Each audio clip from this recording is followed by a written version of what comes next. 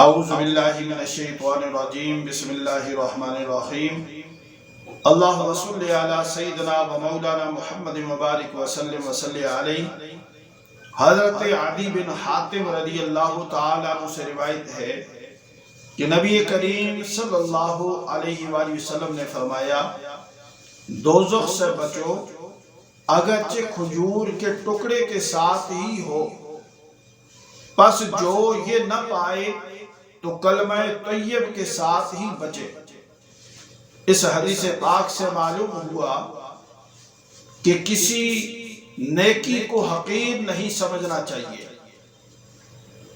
اچھی بات کہنا بھی صدقہ ہے، سائل حقیقی کو سختی سے جواب دینا جائز نہیں، غریب و مسکین اور کمزور لوگوں کے ساتھ نرمی اور حسن سلوک کے ساتھ پیش آنا چاہیے۔